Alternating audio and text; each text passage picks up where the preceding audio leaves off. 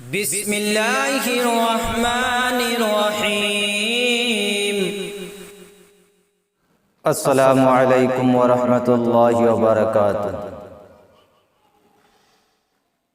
نحمدہ ونصلی علی رسولہ الکریم، اما بعد فاعوذ باللہ من الشیطان الرجیم، بسم اللہ الرحمن الرحیم۔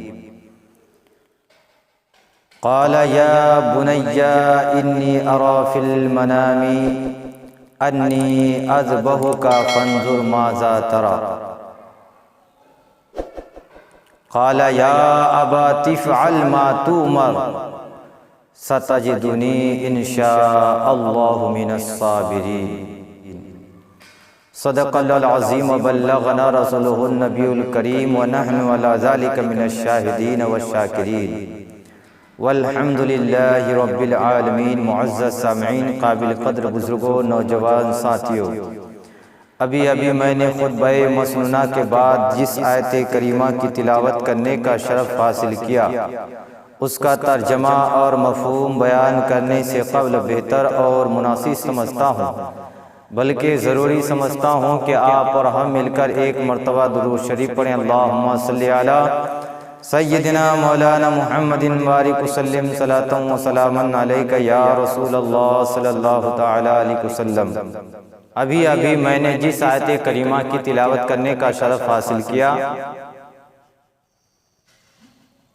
اس کا ترجمہ واضح طور پر یہ ہے۔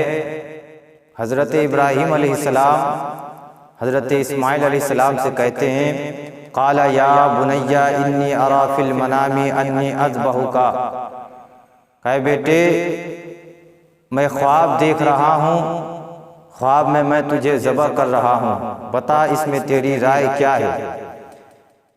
تو اس میں آگے جواب ملتا ہے، قال یا ابت افعل ما تؤمر، اے میرے ابا جان آپ کیجئے جس کو آپ کو کرنے کا حکم ہو رہا ہے، ستجدنی انشاء اللہ من الصابرین، تو بے شک سے صبر کرنے والوں میں سے پائیں گے۔ محترم سامعین کرام، جیسا کہ پچھلے آپ تقریباً 2-3 ہفتے سے لگاتار حضرت ابراہیم علیہ السلام کے بارے میں سنتے آ رہے ہیں، اس سے پہلے کہ میں حضرت ابراہیم علیہ السلام کی وہ داستان آپ کے سامنے رکھنا چاہتا ہوں، آئیے دیکھتے ہیں چند اشعار جس کے بارے میں کہا جاتا ہے قربانی کے تعلق سے۔ کسی شاعر نے کہا تھا، سن مسلمان یہ نقطہ درس قرآنی میں ہے، عظمت اسلام اور مسلم صرف قربانی میں ہے۔ سعادت مند بیٹا جھکا دیا گردن فرمان باری پر، زمین و آسمان حیرہ تھے اس اطاعت گزاری پر۔ یہ فیضان نظر تھا کہ مکتب کی کرامت تھی، سکھائے کس نے اسماعیل کو آداب فرزندی، سکھائے کس نے اسماعیل کو آداب فرزندی۔ معزز ابراہیم علیہ السلام ملک شام میں قیام پذیر ہو جاتے ہیں۔ حضرت سارہ رضی اللہ تعالی عنہا و حضرت حاجرہ رضی اللہ تعالی عنہا ساتھ میں ہوتے ہیں اور ملک شام میں قیام پذیر ہو جاتے ہیں۔ محترم سامعین کرام، لمحہ وقت گزرتا جا رہا ہے، حضرت ابراہیم علیہ السلام کو کوئی اولاد نہیں ہوتا ہے۔ حضرت ابراہیم علیہ السلام کو کوئی اولاد اللہ تبارک و تعالی عطا نہیں کرتا ہے۔ ادھر حضرت سارہ رضی اللہ تعالی عنہا اپنے آپ کو باج تصور کرتی ہے کہ شاید اللہ تبارک و تعالی نے ہماری قسمت میں کوئی اولاد نہیں لکھا ہے، اس لیے آپ حضرت حاجرہ رضی اللہ تعالی عنہا سے آپ نکاح کر لیں۔ محترم سامعین کرام، حضرت سارہ رضی اللہ تعالی عنہا کے مشورے پر حضرت ابراہیم علیہ السلام پھر حضرت حاجرہ رضی اللہ تعالی عنہا سے نکاح فرما لیتے ہیں۔ اب جیسے ہی نکاح فرما لیتے ہیں، راتوں میں اٹھ کر کے رب کی بارگاہ میں دعا کر رہے ہیں، کیونکہ پہلی بیوی سے اب کوئی اولاد نصیب نہیں ہوا، اب بڑھاپے کا عرصہ ہے، بیان و کتابوں میں بیان کیا جاتا ہے 99 سال کی عمر ہو جاتی ہے حضرت ابراہیم علیہ السلام کی۔ اب راتوں میں اٹھ کر کے رب کی بارگاہ میں دعا کر رہے ہیں، رب کی بارگاہ میں گریہ زاری کر کے دعا کر رہے ہیں، رب حب لی من الصالحین، اے پروردگار عالم مجھے نیک اولادوں میں سے ایک نیک اولاد عطا فرما دے۔ محترم سامعین کرام، بڑی منت اور سماجت کے ساتھ اللہ تبارک و تعالیٰ کی بارگاہ میں دعا قبول ہوتی ہے، اور پھر حضرت ابراہیم علیہ السلام کو حضرت اسماعیل علیہ السلام کی شکل میں ایک بیٹا عطا کیا جاتا ہے۔ حضرت حاجرہ رضی اللہ تعالی عنہا کے شکم اطہر سے حضرت اسماعیل علیہ السلام دنیا میں تشریف لاتے ہیں۔ محترم سامعین کرام، اب رفتہ رفتہ وقت گزرتا جا رہا ہے، حضرت ابراہیم علیہ السلام اب حضرت حاجرہ رضی اللہ تعالی عنہ کے پاس جاتے ہیں۔ کیوں جاتے ہیں؟ اس لیے کہ وہ اپنے اولاد سے حضرت اسماعیل سے بے پناہ محبت کرتے ہیں۔ کیوں؟ اس لیے کہ اب بڑھاپے کے عالم میں بہت ہی دعا رو کر کے رب کی بارگاہ میں دعا کر کے جو ہے ایک اولاد نصیب ہوا ہے، تو بتائیے کس کو نہ محبت ہوگی؟ حضرت ابراہیم علیہ السلام حضرت اسماعیل سے بے پناہ محبت کرنے لگتے ہیں۔ اور ادھر حضرت سارہ رضی اللہ تعالی عنہا رشک کرنے لگتی ہے اور حضرت ابراہیم علیہ السلام سے کہتی ہے، اے حضرت ابراہیم، آپ حضرت حاجرہ اور حضرت اسماعیل کو کہیں دور جگہ پہ چھوڑ کے آئیے۔ محترم سامعین کرام، حضرت ابراہیم علیہ السلام کو اسی درمیان خواب میں اشارہ ہوتا ہے اور بتایا جاتا ہے کہ ایک خواب میں بتایا جاتا ہے کہ حضرت اسماعیل علیہ السلام حضرت حاجرہ رضی اللہ تعالی عنہا کو کہیں ایک دور جگہ پہ چھوڑ دیا جائے۔ محترم سامعین کرام، یہ حکمت خداوندی بھی ہوتی ہے، کیونکہ حضرت ابراہیم علیہ السلام سے اور حضرت حاجرہ رضی اللہ تعالی عنہا سے اور بہت سارے کام بھی اللہ تبارک و تعالی کو لینا ہے ان کے ذریعے سے۔ محترم سامعین کرام، الغرض حضرت ابراہیم علیہ السلام حضرت حاجرہ و حضرت اسماعیل علیہ السلام کو لے کر کے روانہ ہو جاتے ہیں، اور وادی غیر ذی زرع، جہاں آج مکہ شریف آباد ہے، جہاں آج زمزم کا کنواں ہے، وہاں حضرت حاجرہ رضی اللہ تعالی عنہا کو اور حضرت اسماعیل علیہ السلام کو لے کر کے حضرت ابراہیم علیہ السلام لے کے روانہ ہو جاتے ہیں اور وادی غیر ذی زرع پلا کے چھوڑ دیتے ہیں۔ اب جیسے ہی چھوڑتے ہیں، چند کھجور دیتے ہیں اور پانی کا ایک مشکیہ دیا جاتا ہے، اور مشکیہ دینے کے بعد جیسے ہی حضرت ابراہیم علیہ السلام روانہ ہونے لگتے ہیں، حضرت حاجرہ رضی اللہ تعالی عنہا رونے لگتی ہے اور آپ سے عرض کرتی ہے، اے میرے شریک حیات، آپ بتائیں، آپ مجھے اس بیابان سنسان ریگستان پر، چٹریلے میدان پر آپ چھوڑ کر کے تنہے تنہام کو کہاں جا رہے ہیں؟ اس شیر خوار بچے کو چھوڑ کر کے آپ کہاں جا رہے ہیں؟ محترم سامعین کرام، بار بار حضرت حاجرہ رضی اللہ تعالی عنہا اصرار کرتی ہے، لیکن حضرت ابراہیم علیہ السلام رب کے حکم کے سامنے سرخم کرتے ہوئے نظر آتے ہیں۔ محترم سامعین کرام، حضرت حاجرہ سوچ رہی تھی کہ ہم اگر رو کر کے گر گرا کر کے حضرت ابراہیم علیہ السلام کو کہیں گے تو ان کے دل میں اولاد کی محبت اور زیادہ بڑھ جائے گی، شاید وہ ہم کو یہاں چھوڑ کر کے نہ جائے۔ لیکن محترم سامعین کرام، بار بار اصرار کرنے پر بھی حضرت ابراہیم علیہ السلام کچھ جواب نہیں دیتے ہیں۔ آخر میں پھر حضرت حاجرہ رضی اللہ تعالی عنہا کہتی ہے، اے میرے شریک حیات، اے حضرت ابراہیم، آپ ذرا یہ تو بتائیں، کیا یہ اللہ کا حکم ہے؟ محترم سامعین کرام، حضرت ابراہیم علیہ السلام پلٹ کر جواب دیتے ہیں، اے میری جوزہ محترمہ، ہاں یہ اللہ کا حکم ہے۔ محترم سامعین کرام، جیسے ہی یہ بات حضرت حاجرہ سنتی ہیں کہ اللہ کا حکم ہے، محترم سامعین کرام، اور پھر خاموش ہو جاتی ہے، آنسوؤں کو پوچھنے لگتی ہے، اور یہ زبان حال سے یہ کہتی ہے، جب یہ اللہ کا حکم ہے تو اللہ ہمارا بہتر حفاظت فرمانے والا ہے۔ اللہ تبارک و تعالی ہم کو ہر وہ چیز مہیا ضرور فرمائے گا۔ اگر یہ اللہ کا حکم ہے تو ہم یہاں رہنے کے لیے خوشی یہاں رہ جائیں گے۔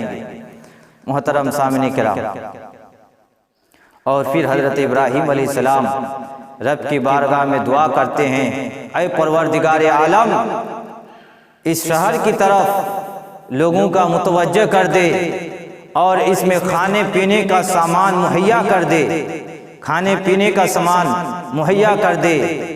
محترم سامعین کرام، پھر وہاں سے حضرت ابراہیم علیہ السلام روانہ ہو جاتے ہیں۔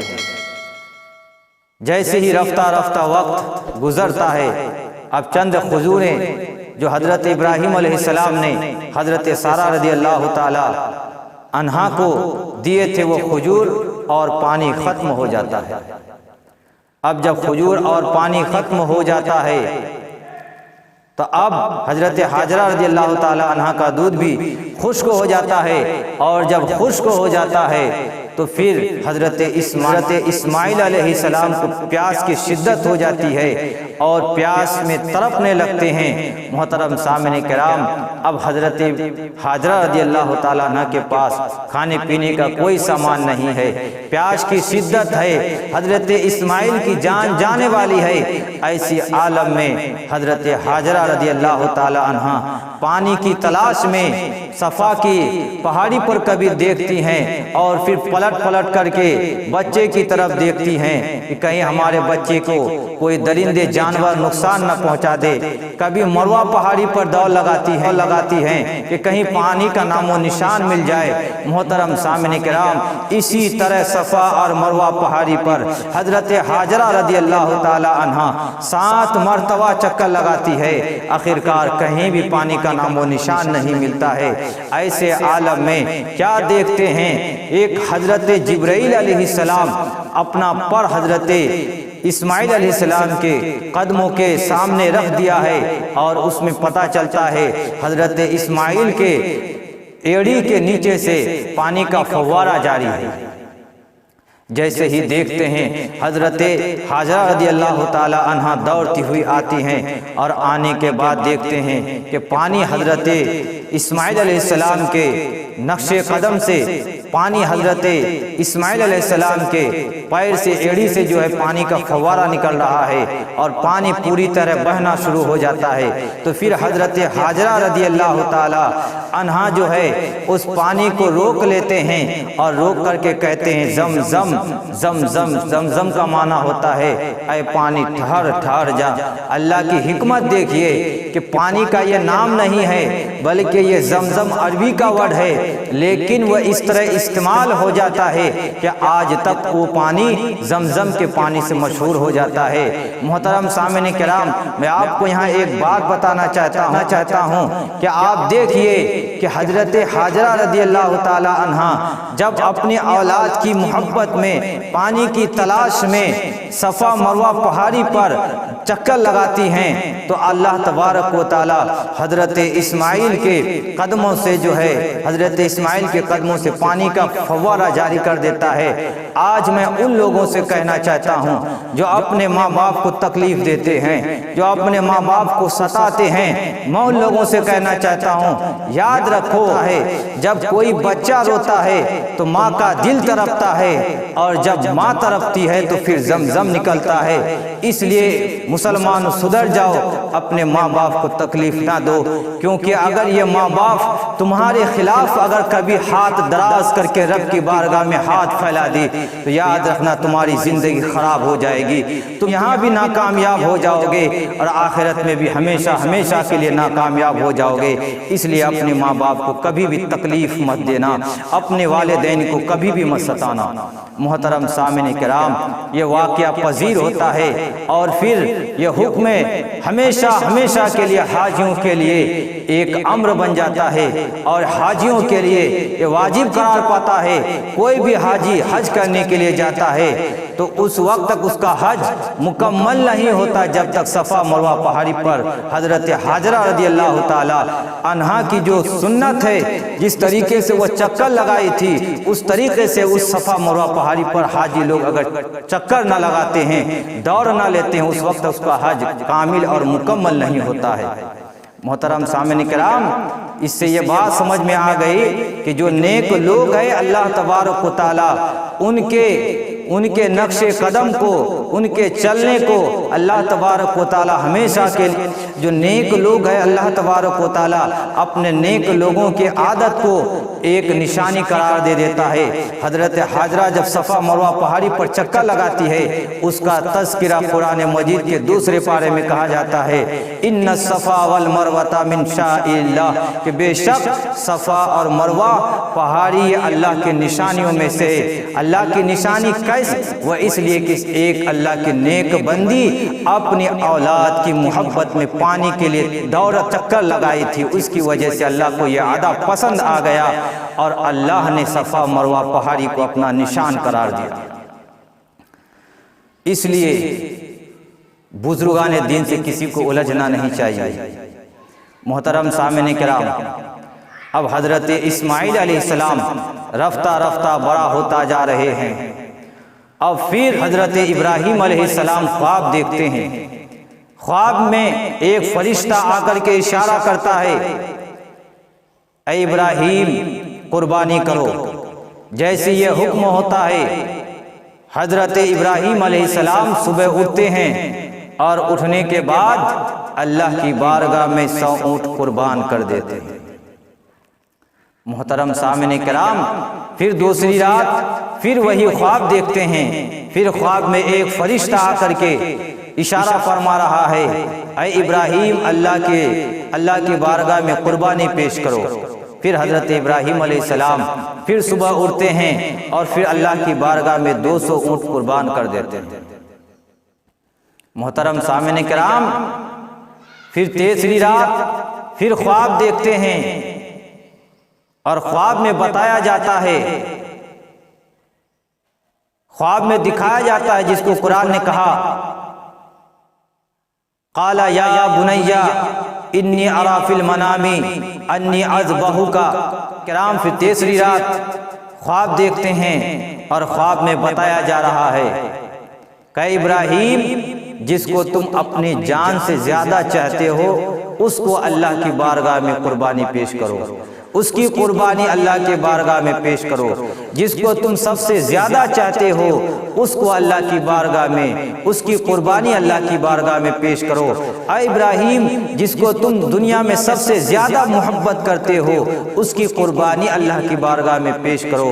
تو پھر حضرت ابراہیم علیہ السلام سمجھ جاتے ہیں کہ اب میں جس سے محبت کرتا ہوں، جس کو میں سب سے زیادہ چاہتا ہوں، وہ میرا کوئی اور نہیں ہے بلکہ میرا وہ ایک لوتا بیٹا حضرت اسماعیل علیہ السلام ہیں۔ محترم سامعین، علیہ السلام امتحان پہ امتحان دیتے جا رہے ہیں، کبھی مال کی قربانی پیش کرتے ہیں، کبھی ملک کی قربانی پیش کرتے ہیں، کبھی وطن کی قربانی پیش کرتے ہیں۔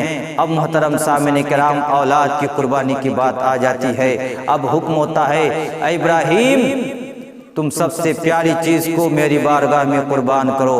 محترم سامعین کرام، 13 سال کا عرصہ گزر جاتا ہے۔ پھر حضرت ابراہیم علیہ السلام حضرت اسماعیل علیہ السلام کے پاس آتے ہیں۔ محترم سامعین کرام، 13 سال، کسی روایت میں 7 سال، کسی روایت میں 9 سال کا عرصہ بتایا جا رہا ہے۔ الغرض یہ، جس کو قرآن نے کہا فلما بلغ معه السعی، یعنی ہاتھ میں جب چلنے کے قابل ہو گئے، حضرت ابراہیم علیہ السلام واپس آتے ہیں۔ 13 سال بعد آ رہے ہیں، کوئی گفٹ لے کر کے نہیں آ رہے ہیں، کوئی تحفہ لے کر کے نہیں آ رہے ہیں، بلکہ اللہ کے حکم کو بجا لانے کے لیے آ رہے ہیں، اللہ کے حکم کو تکمیل کرنے کے لیے آ رہے ہیں، اللہ کے حکم کو ماننے کے لیے آ رہے ہیں اور اپنے بیٹے کو قربان کرنے کے لیے آ رہے ہیں۔ 13 سال کے بعد حضرت ابراہیم علیہ السلام حضرت ہاجرہ و حضرت اسماعیل کے پاس تشریف لاتے ہیں، اور لانے کے بعد حضرت ہاجرہ سے حضرت ابراہیم کہتے ہیں اے ہاجرہ حضرت اسماعیل کو اچھے سے نہلاؤ۔ حضرت ہاجرہ کہتی ہیں آپ کہاں لے کے جانا چاہتے ہیں؟ حضرت ابراہیم کہتے ہیں ہم دوست کے ہاں دعوت پہ لے کے جا رہے ہیں۔ محترم سامعین کرام، اب حضرت ابراہیم علیہ السلام اپنے بیٹے حضرت اسماعیل سے لاڈ پیار کرتے ہیں، گلے ملتے ہیں، اور پھر حضرت ہاجرہ رضی اللہ تعالی عنہا حضرت اسماعیل کو نہلاتے ہیں، غسل دلاتے ہیں، اچھے عمدہ لباس پہناتے ہیں، اور پہنانے کے بعد عطر خوشبو لگاتے ہیں، آنکھوں میں سرما لگاتے ہیں۔ لگانے کے بعد دلہا کی طرح اس کو تیار کیا جاتا ہے، دلہا کی طرح تیار کیا جاتا ہے۔ دلہا کی طرح جب تیار ہو جاتے ہیں، اور پھر ایک طرف حضرت ابراہیم علیہ السلام چھری لیتے ہیں اور رسی لیتے ہیں۔ محترم سامعین کرام، حضرت ابراہیم علیہ السلام اپنے لخت جگر حضرت اسماعیل کا ہاتھ پکڑ کے لے جا رہے ہیں۔ محترم سامعین کرام، ادھر جیسے ہی لے جا رہے ہیں، ہاتھ پکڑ کے لے جا رہے ہیں، اور ساتھ ہی ساتھ میٹھی میٹھی باتیں بھی ہو رہی ہے، میٹھی میٹھی گفتگو بھی ہو رہی ہے، اپنے باپ بیٹے کے درمیان پیاری پیاری باتیں بھی ہو رہی ہے۔ اتنے میں ایک جنگل کے قریب پہنچتے ہیں۔ پہنچنے کے بعد حضرت ابراہیم علیہ السلام حضرت اسماعیل علیہ السلام کو بٹھاتے ہیں۔ بٹھانے کے بعد کہتے ہیں اے میرے بیٹے، میں خواب دیکھ رہا ہوں، اور خواب میں یہ دیکھ رہا ہوں کہ میں تجھ کو ذبح کر رہا ہوں، بتا تیری اس میں کیا رائے ہے؟ محترم سامعین کرام، تو حضرت اسماعیل کہتے ہیں اے میرے ابا جان، آپ کو جو کرنے کا حکم دیا گیا ہے آپ کر لیجئے، انشاءاللہ آپ مجھے صابروں میں سے پائیں گے۔ محترم سامعین کرام، دنیا یہ نہ سوچے کہ ابراہیم علیہ السلام اپنے بیٹے کو ذبح کرنے کے لیے جا رہا تھا، بیٹا ذبح ہونا نہیں چاہ رہا تھا، ان کو زبردستی ذبح کیا گیا۔ نہیں محترم سامعین کرام، بیٹا بھی بہت ہی مرتبہ اعلیٰ مرتبہ والا بیٹا ہے۔ محترم سامعین کرام، اس لیے تو کسی شاعر نے کہا یہ فیضان نظر تھا یا مکتب کی کرامت تھی، سکھائے کس نے اسماعیل کو آداب فرزندی۔ الغرض محترم سامعین کرام، حضرت ابراہیم علیہ السلام حضرت اسماعیل علیہ السلام کو لے کر کے مینا کے وادی کے قریب جا رہے ہیں۔ ادھر شیطان مردود لعین، شیطان لعین جو ہے حاضر ہوتا ہے، ایک بوڑھے کی شکل میں، ایک انسان کی شکل میں حاضر ہوتا ہے، اور حاضر ہونے کے بعد سب سے پہلے حضرت ہاجرہ کے پاس دوڑتا ہے، اور دوڑنے کے بعد کہتا ہے اے ہاجرہ، تمہیں معلوم ہے حضرت ابراہیم اپنے بیٹے کو لے کے کہاں جا رہے ہیں؟ محترم سامعین کرام، حضرت ہاجرہ کہتی ہیں کہ وہ اپنے بیٹے کو اپنے دوست کے یہاں مہمان لے کے جا رہے ہیں، دوست کے یہاں دعوت میں جا رہے ہیں۔ وہ شیطان کہتا ہے نہیں، بلکہ وہ اللہ کی راہ میں حضرت اسماعیل کو قربان کرنے کے لیے جا رہے ہیں۔ حضرت ہاجرہ کہتی ہے آج تک کبھی ایسا نہیں ہوا، تاریخ میں ایسا کبھی نہیں ہوا، کیا کوئی باپ اپنے بیٹے کو قربان کر سکتا ہے؟ اس بیٹے کو جس بیٹے کو اپنی جان سے بھی زیادہ چاہتا ہے، اس بیٹے کو جو راتوں میں اٹھ کر کے رب کی بارگاہ میں ہاتھ پھیلا کر کے دعا مانگ کر کے گرا رو کر کے جس بیٹے کو مانگ کر کے اللہ سے لیا، کیا اس بیٹے کو اپنے بیٹے کو حضرت ابراہیم قربان کر سکتے ہیں، قربانی دے سکتے ہیں؟ ایسا ہرگز نہیں ہو سکتا ہے۔ وہ شیطان کہتا ہے نہیں، وہ جو ہے ایسا ہی ہے، وہ حضرت ابراہیم علیہ السلام اپنے بیٹے کو قربان ہی کرنے کے لیے لے جا رہے ہیں، اور یہ اللہ کا حکم ہے۔ محترم سامعین کرام، قربان جائیں اس ماں پر، قربان جائیے ایسی ماں پر۔ محترم سامعین کرام، پھر وہ ماں کہتی ہے اے شیطان سن لے، اگر یہ اللہ کا حکم ہے تو ایک اسماعیل کیا، اگر اللہ تبارک و تعالیٰ مجھے ہزاروں اسماعیل دے تو میں اللہ کی بارگاہ میں قربان کرنے کے لیے تیار ہوں، ہزاروں اسماعیل کو اللہ کی بارگاہ میں قربان کر دوں گا۔ محترم سامعین کرام، اگر اللہ کو راضی کرنے کا یہی ایک ذریعہ ہے تو ہمیں ہزاروں اسماعیل بھی اللہ تبارک و تعالیٰ عطا کر دے تو میں ہزاروں اسماعیل کو اللہ کی بارگاہ میں قربانی پیش کر دوں گا۔ محترم سامعین کرام، اب شیطان وہاں سے بھاگ جاتا ہے۔ شیطان خیال کر رہا تھا کہ ماں کا جو دل ہے بہت ہی نرم نازک ہوا کرتی ہے، شاید جب ہم یہ کہیں گے تو یہ ہاجرہ رضی اللہ تعالی عنہا پیچھے پیچھے دوڑ کر کے جائے گی، لیکن ایسا نہ ہو سکا۔ شیطان کا داؤ وہاں پہ نہ چل سکا۔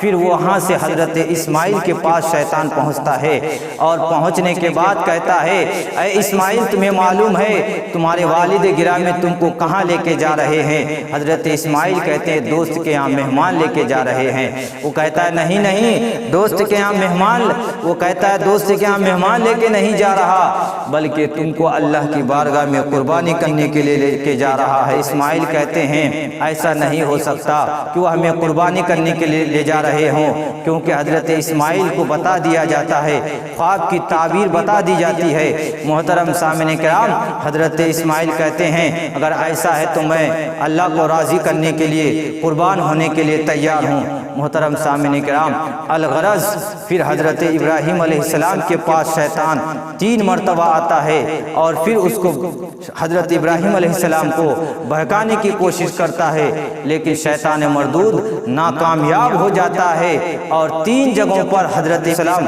اس شیطان مردود کو کنکریاں مارتے ہیں۔ آج تک وہ کنکریاں مارنا اللہ کو اتنا پسند آ گیا کہ حاجیوں کے لیے وہ کنکریاں مارنا 3 جگہوں پر واجب قرار دیا گیا۔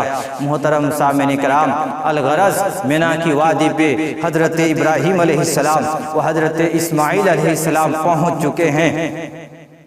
اب محترم سامعین کرام، حضرت اسماعیل کہہ رہے ہیں اے میرے والد گرامی، اے میرے والد ذی وقار، آپ ہماری 3 وصیت کو مان لیں۔ محترم سامعین کرام، اسماعیل کہتے ہیں ہماری 3 وصیت کو مان لیجئے۔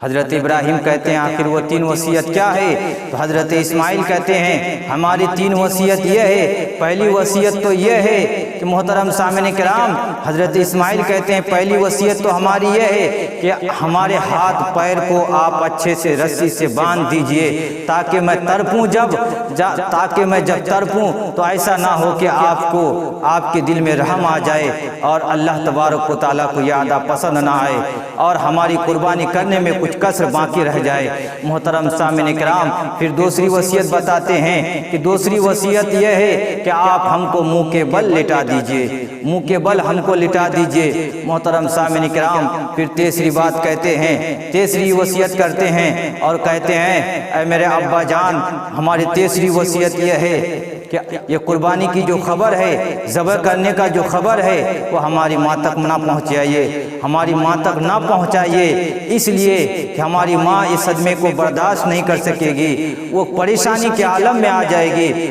اور میں نہیں چاہتا ہوں کہ میری ماں میری وجہ سے پریشانی میں آئے، میں نہیں چاہتا کہ میری ماں میری وجہ سے تکلیف میں آئے، مجھے یہ گوارا نہیں ہے۔ علیہ السلام یہ 3 باتیں حضرت ابراہیم علیہ السلام سے کہتے ہیں۔ حضرت ابراہیم علیہ السلام اپنے آنکھوں میں پٹی باندھ لیتے ہیں۔ حضرت اسماعیل علیہ السلام کو زمین پہ لٹا دیا جاتا ہے، حضرت اسماعیل زمین پہ لیٹ جاتے ہیں، رسی سے ہاتھ پیر باندھ دیا جاتا ہے اور منہ کے بل ان کو لٹا دیا جاتا ہے۔ محترم سامعین کرام، ہاتھ سے حضرت ابراہیم علیہ السلام چقو لیتے ہیں، حضرت ابراہیم علیہ السلام چھری لیتے ہیں، اور چھری لینے کے بعد حضرت اسماعیل علیہ السلام نازک گلے پر حضرت ابراہیم علیہ السلام چھری چلا رہے ہیں، لیکن چھری کٹ نہیں رہی ہے۔ محترم سامعین کرام، حضرت اسماعیل علیہ السلام کی گردن کٹ نہیں رہی ہے، اور پوری قوت کے ساتھ پھر دوسری مرتبہ چھری چلاتے ہیں، پھر بھی چھری کٹنے کا نام نہیں لے رہا ہے۔ محترم سامعین کرام، جب پھر تیسری مرتبہ حضرت ابراہیم علیہ السلام اس چھری کو پتھر پر جب مارتے ہیں تو پتھر 2 ٹکڑا ہو جاتا ہے۔ محترم سامعین کرام، حضرت ابراہیم کہتے ہیں زبان حال سے اے چھری آخر تو کٹتی کیوں نہیں ہے؟ تو بہت تیز ہے، آخر تو کٹتی کیوں نہیں ہے؟ میرا حکم ہے اسماعیل کی گردن پہ تو چل جا۔ محترم سامعین کرام، وہ چھری زبان حال سے کہتی ہے اے ابراہیم ذرا تو یہ بتا کہ جب تجھے नमरूद आग में डाल रहा था तो क्या आग आपको जला सकी? क्या आप परवरदिगार आलम ने मुझे बचा लिया? तो हजरत इजरी कहती है, ए इब्राहिम सुन ले, उस आग को अल्लाह ने एक मर्तबा हुक्म दिया था तो आग बुझ गई थी और गुले गुलजार वो आग बन चुकी थी। अल्लाह तबारक व तआला हमको एक मर्तबा नहीं बल्कि 70 मर्तबा ना कटने का हुक्म दे रहा है। तो ए इब्राहिम बता, मैं आपकी बात को मानूं या मैं खुदा की बात को मानूं?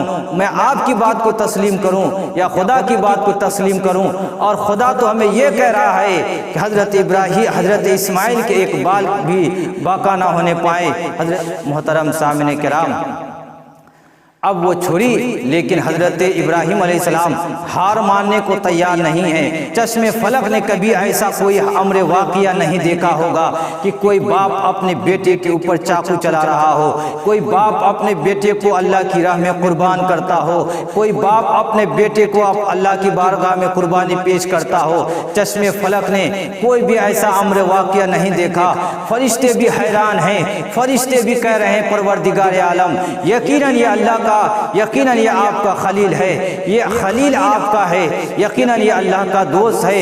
मोहतरम सामने किराम, और फिर अल्लाह तबारक व तआला हुक्म देता है, ऐ जिब्राइल जन्नत से लेके दुम्बा जाओ, वरना आज ये मारने को तैयार नहीं है, कहीं ऐसा ना हो कि इस्माइल की गर्दन कट जाए। मोहतरम सामने किराम, हजरत जिब्राइल अमीन जन्नत से दुम्बा लेकर के आते हैं और फिर हजरत इस्माइल की जगह पे दुम्बा को लिटा दिया जाता है। और जैसे ही छुरी चलाते हैं, छुरी चल जाती है, चलती है तो हजरत इब्राहिम अलैहिस्सलाम खुश हो जाते हैं, अल्लाह का शुक्र बजा लाते हैं कि या अल्लाह तेरा लाख लाख शुक्र है कि तूने हमारी कुर्बानी को कबूल कर लिया। मोहतरम सामने किराम, जैसे ही आंखों से पट्टी हटाते हैं, क्या देखते हैं कि हजरत इस्माइल अलैहिस्सलाम सामने मुस्कुरा रहे हैं और उनकी जगह पे एक दुम्बा कट चुका है, ज़बह हो चुका है। उस वक्त हजरत जिब्रील अमीन ने कहा था अल्लाहु अकबर अल्लाहु अकबर, और फिर हजरत इस्माइल ने कहा था ला इलाहा इल्लल्लाहु अल्लाहु अकबर, और फिर हजरत इब्राहिम कहते वलिल्लाहिल हम्द। मोहतरम सामने किराम, ये अय्याम तशरीक उस वक्त हजरत इब्राहिम अलैहिस्सलाम व हजरत जिब्रील अलैहिस्सलाम व हजरत इस्माइल अलैहिस्सलाम कहते हैं और फिर अल्लाह का शुक्र अदा करते हैं कि या अल्लाह तूने हमारी कुर्बानी को कबूल कर लिया। मोहतरम सामने किराम, ये कुर्बानी बहुत ही अहम चीज़ है। मोहतरम सामने किराम, अल्लाह तबारक व तआला ने हजरत इब्राहिम अलैहिस्सलाम की कुर्बानी को कबूल कर लेता है और फिर जिसको कुरान करीम में अल्लाह तबारक व तआला वाज़े तौर पर बयान भी कर देता है, क़द सदक़ता रुया, ऐ इब्राहिम तूने ख्वाब को सच कर दिखाया, तूने ख्वाब को हकीकत में करके दिखाया। मोहतरम सामने किराम, हजरत इब्राहिम अलैहिस्सलाम का इम्तिहान लिया जाता है।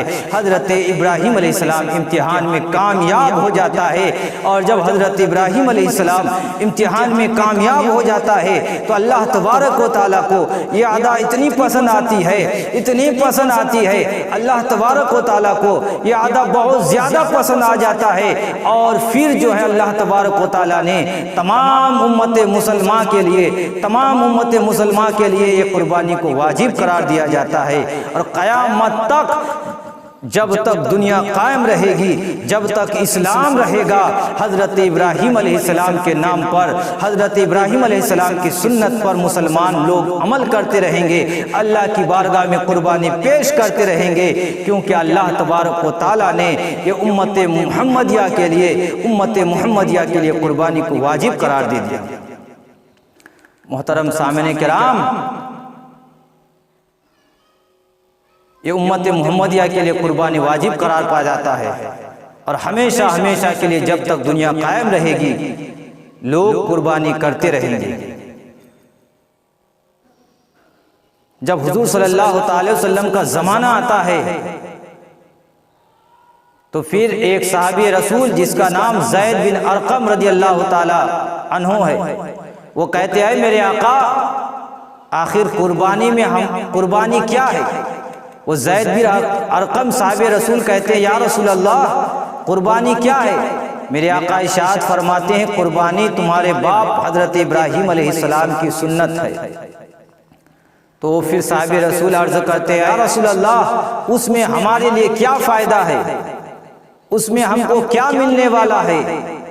میرے آقا ارشاد فرماتے ہیں میرے جانثار سن لے، اگر کوئی بندہ مومن، اگر کوئی میرا چاہنے والا اللہ کو خوش کرنے کے لیے، اللہ کو راضی کرنے کے لیے، اللہ کا قرب حاصل کرنے کے لیے اگر ان 3 دنوں کے اندر کوئی قربانی کا جانور ذبح کرتا ہے تو اللہ تبارک و تعالی اس جانور کے ہر بال کے بدلے میں اس قربانی کرنے والے کو اللہ تبارک و تعالی ثواب عطا کرتا ہے۔ سبحان اللہ، ماشاءاللہ۔ سوچ سکتے ہیں مسلمانوں، آپ غور تو کریں کہ قربانی میں کتنی نیکیاں مل جاتی ہے۔ آپ اپنے سر کے بال کو شمار نہیں کر سکتے، آپ اپنے سر کے بال کو نہیں گن سکتے، تو آپ اندازہ لگائیں کوئی اونٹ کی قربانی رب کی بارگاہ میں پیش کر رہا ہے، تو گائے کی قربانی کوئی پیش کر رہا ہے، تو کوئی بکرے کی قربانی رب کی بارگاہ میں پیش کر رہا ہے، تو کوئی بکرا کی قربانی رب کی بارگاہ میں پیش کر رہا ہے، تو آپ سوچ سکتے ہیں کتنی نیکیاں آپ کو اللہ تبارک و تعالی ایک جانور ذبح کرنے کے صدقہ طفیل آپ کو عطا کر دیتا ہے۔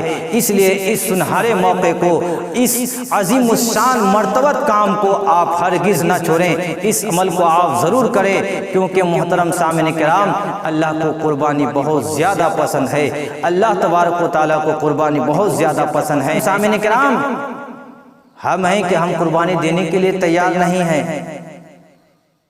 حضرت ابراہیم علیہ السلام اپنی اولاد کی قربانی پیش کر دیتے ہیں، اپنی اولاد کی قربانی کو پیش کر دیتے ہیں، اور ہم چند پیسے جمع کر کے اللہ کی بارگاہ میں قربانی پیش کرنے کے لیے تیار نہیں ہو رہے ہیں۔ کتنی افسوس کا مقام ہے محترم سامعین کرام، صد افسوس کا مقام ہے۔ اس لیے محترم سامعین کرام، جو بھی مالک نصاب ہے اس کے اوپر قربانی واجب ہے، اس لیے اگر وہ قربانی نہیں کرتا ہے وہ گنہگار ہوتا ہے۔ 52 تولہ چاندی، ہر وہ شخص مالک نصاب ہے جس کے پاس 52 تولہ چاندی یا 7.5 تولہ سونا یا اتنا برابر اس کا رقم اس کے پاس ہے تو وہ مالک نصاب ہے اور اس کے اوپر قربانی واجب ہے۔ اگر وہ قربانی نہیں کرتا ہے تو وہ گناہگار ہوگا۔ جس کو میرے آقا نے ارشاد فرمایا اگر کوئی بندہ مومن اس کے اوپر قربانی واجب ہے، وہ قربانی دینے کا استطاعت رکھتا ہے، پھر بھی وہ قربانی نہیں کرتا تو میرے آقا نے سختی کے ساتھ ارشاد فرمایا کہ ایسا شخص جو ہے ہماری عیدگاہ کے قریب نہ آئے۔ آپ سوچئے اللہ کے نبی جب اس طرح سختی کے ساتھ الفاظ استعمال کریں، وہ شخص جو قربانی نہیں دیتا ہے تو اس کا حال کیا ہوگا، اس کا انجام کیا ہوگا محترم سامعین کرام۔ اس لیے قربانی بہت ہی نیک فعل ہے، بہت ہی اچھا عمل ہے، اس قربانی کو آپ ضرور کریں، کیونکہ اللہ تبارک و تعالیٰ کو قربانی بہت زیادہ پسند ہے۔ کچھ لوگوں کا خیال ہے کہ قربانی کے دنوں میں چند پیسہ کسی غریب مسکینوں کو دے دیا جائے، جانور نہ ذبح کیا جائے بلکہ غریب مسکینوں کو دے دیا جائے، قربانی ادا ہو جائے گی۔ محترم سامعین کرام، ہرگز ایسا نہیں ہے، بلکہ اللہ تبارک و تعالیٰ کو ان 3 دنوں کے اندر قربانی کرنا ہی پسند ہے۔ میرے آقا نے ارشاد فرمایا کہ ان 3 دنوں کے اندر قربانی کرنے سے زیادہ کوئی بھی عمل اللہ تبارک و تعالیٰ کو پسند نہیں ہے۔ اس لیے محترم سامعین کرام، آپ قربانی ضرور کریں۔ قربانی میں اللہ تبارک و تعالیٰ بہت ساری حکمتیں رکھا ہے۔ اللہ تبارک و تعالیٰ اس طرح حضرت ابراہیم علیہ السلام کی قربانی قبول ہو گئی، وہ ہمیشہ کے لیے مسلمانوں کے لیے واجب قرار دیا گیا۔ تو ہو سکتا ہے کہ آپ کے ایک قربانی سے محترم سامعین کرام، آپ کی ایک قربانی اگر اللہ کو پسند آ جائے تو آپ کا بیڑا یہاں بھی پار ہو سکتا ہے اور آخرت میں بیڑا پار ہو سکتا ہے۔ اس لیے اس قربانی کو جانے نہ دیں۔ محترم سامعین کرام، آخر میں آپ کو ایک پوائنٹ میں بتانا چاہتا ہوں، وہ پوائنٹ یہ ہے کہ محترم سامعین کرام، حضرت آدم علیہ السلام سے لے کر حضرت عیسیٰ علیہ السلام تک جتنے بھی انبیاء و مرسلین تشریف لائے، محترم سامعین کرام، حضرت آدم آئے، وہ صفی اللہ کے لقب سے نوازے گئے۔ محترم سامعین کرام، حضرت ابراہیم آئے، خلیل اللہ کے لقب سے نوازے گئے۔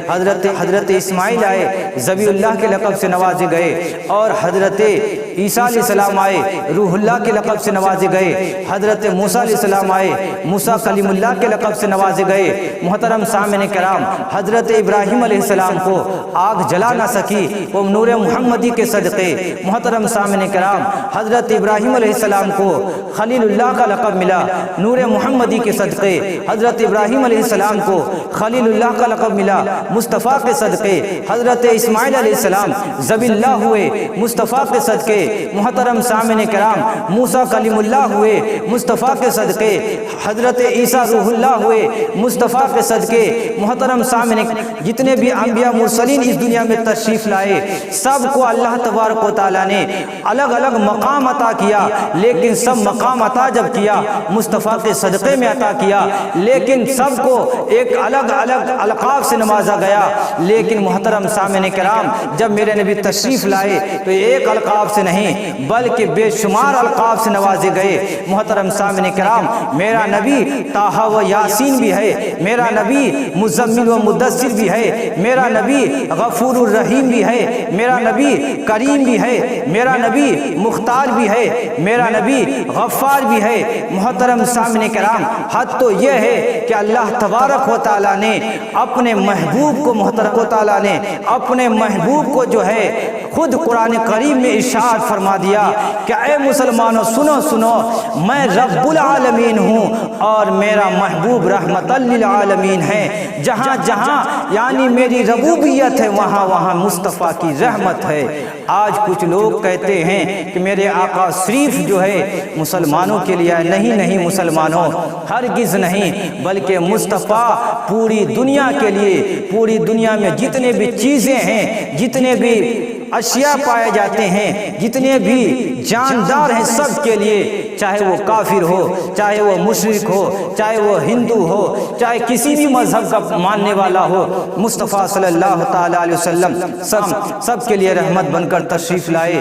اور حقیقت تو یہ ہے کہ جب میرے آقا لاسٹ میں تشریف لائے تو آئے سب سے لاسٹ میں افضل الانبیاء بن کر تشریف لائے، اور پھر اپنے تو خود میرے آقا اشرف الانبیاء بن کر تشریف لائے، اور امت بھی تمام امتوں میں افضل قرار پایا۔ اس لیے ہم افضل ہیں، اس لیے ہم افضل کام کریں، اپنے مسلمانوں کو بدنام نہ کریں، بلکہ اللہ کا حکم سر خم کر کے تسلیم کریں، اللہ کے حکم کو مانیں، اللہ کے فرامین پر عمل کریں۔ اللہ نے قربانی کرنے کا حکم دیا ہے۔ اگر آپ مصطفیٰ کا غلام ہیں، آپ کے اوپر اگر آپ مالک نصاب ہیں تو قربانی آپ ضرور کریں، کیونکہ قربانی کرنا اللہ تبارک و تعالیٰ کو بہت پسند ہے۔ نبی کی سنت بھی ہے، ابراہیم کی بھی سنت ہے، اور قربانی اللہ تبارک و تعالیٰ کو بہت زیادہ پسند ہے۔ اس لیے آپ قربانی ضرور کریں۔ اور میں رب کی بارگاہ میں دعا کروں گا کہ جو بھی مالک نصاب ہے، اللہ تبارک و تعالیٰ سب کو قربانی کرنے کی توفیق عطا فرمائے، اور جو قربانی کے لائق نہیں ہے، جو مالک نصاب نہیں ہے، اس کے بارے میں کہا جاتا ہے کہ وہ 3 دنوں میں اپنے ناخن اور سر کے بال نہ کٹوائیں، بلکہ 3 دنوں کے اندر جب قربانی کا دن آئے تو اس دن سر کے بال کٹوائیں، ناخن کٹوائیں، تو اللہ تبارک و تعالیٰ اس کو بھی قربانی کا ثواب عطا کرے گا۔ اس لیے جو مالک نصاب نہیں ہے تو وہ اپنے حجامت جو ہے قربانی کے ان 3 دنوں میں بنائیں۔ رب کی بارگاہ میں دعا ہے اللہ تبارک و تعالیٰ ہم سب کو قربانی کرنے کی توفیق رفیق عطا فرمائے، ہم سب کو حضرت ابراہیم علیہ السلام کی سنت پر عمل کرنے کی توفیق عطا فرمائے، ہم سب کو حضور صلی اللہ تعالی وسلم کے فرامین پر عمل کرنے کی توفیق عطا فرمائے، ہم سب کو زیادہ سے زیادہ سننے سے زیادہ عمل کرنے کی توفیق عطا فرمائے۔ توبہ استغفر ربی من کل ذنب و اتوب الیہ۔ السلام علیکم ورحمۃ اللہ۔